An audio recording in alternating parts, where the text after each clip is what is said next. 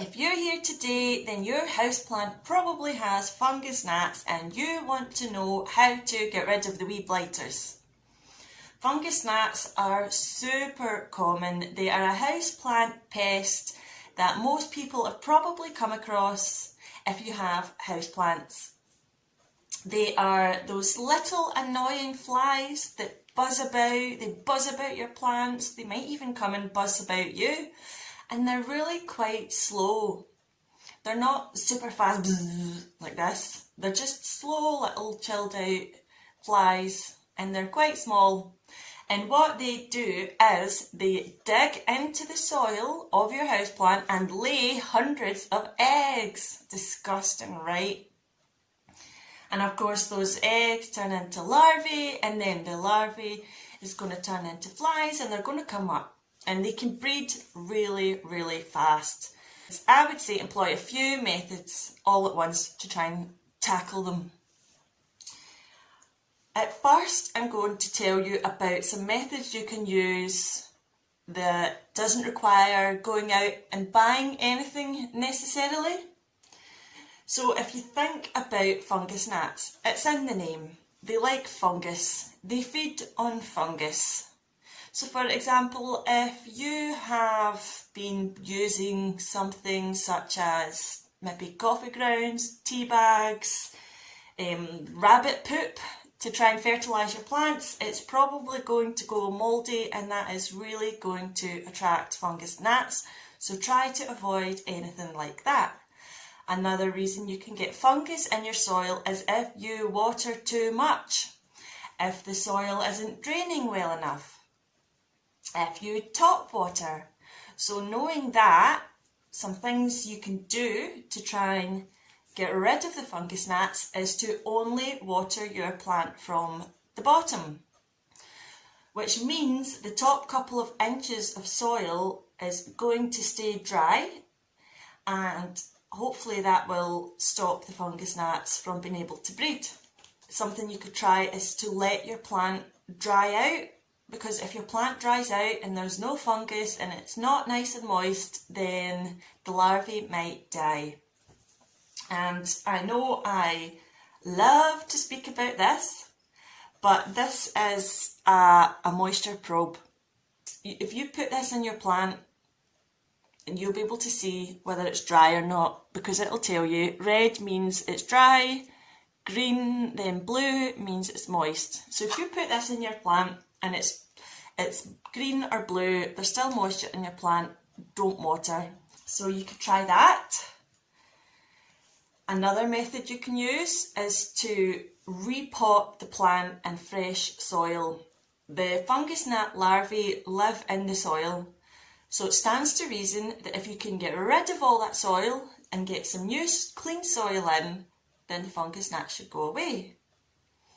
If you can't do this, if you don't have enough soil or the soil is too compacted into the roots, you could even try scraping off the top couple of inches of soil, because that's where they're most likely to live. You can also place a layer of sand or grit on top of the soil, which will stop the female flies from being able to get into the soil to lay their eggs. One method that I used that I found quite effective was just to spend a little while every day killing them by hand. You could get a zapper, anything that's going to kill them, because you want to kill them before they go and lay some more eggs. Another method that I used was cinnamon. So I'm just talking about a ground cinnamon that you'll get in the grocery store. I just sprinkled a little bit of that on top of the soil, and that's going to deter them as well. So on that note, you really don't want to be top watering at that point. You want to bottom water so that the cinnamon stays on top of the soil. House spiders will catch the little flies and eat them. Normally, if I found a spider in my house, like many of you, I would freak out and I would get it and put it outside. I found a couple of spiders living in my window this summer, and I thought, I've got a fungus gnat problem. I'm going to leave that spider here and see what happens. And you know what? That spider, it had a lovely big web and it was full of fungus gnat flies. So there's a good trick for you.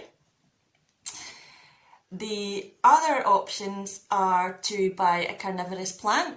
They can kill the flies, so that should help decrease.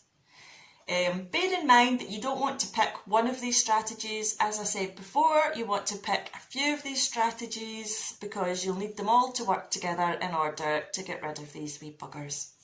You can buy hydrogen peroxide 3%. You can possibly pick it up in a medical bottle from your pharmacy. It's the 3% one, or you can find it in big bottles on Amazon. It's quite unclear how much you should dilute this. I have read that you should dilute it with water, 1 part hydrogen peroxide to 1 part water. I've seen 1 part hydrogen peroxide to 3 or 4 parts water. So it's up to you how brave you're feeling, how much you want to dilute it by. But you do need to make sure you dilute the hydrogen peroxide with water. And then what you do is pour the hydrogen peroxide all over the soil and let it drench the soil, let it flow through the soil until it's dripping out the bottom.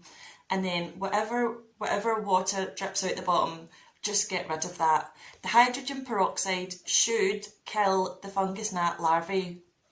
You can apply the same method using neem oil. Neem oil is not something I've used before, but I've heard very good things about it. You can mix it according to the manufacturer's instructions with water and flush it through the plant to kill the larvae. You can dilute it and spray it on the plant just to work as a deterrent. So that is quite a lot of methods that you can use to get rid of fungus gnats. If you employ these methods, you should get rid of them, no bother. I know they are annoying. I had quite a bad infestation over the summer, and I actually didn't even bother going for hydrogen peroxide or neem oil. I just had my house spider. I probably let my plants dry out too much.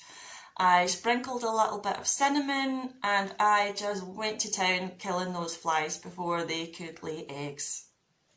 So hopefully you will have a good idea now of what you can do. And if you found this video useful, please do give me a like. Thank you.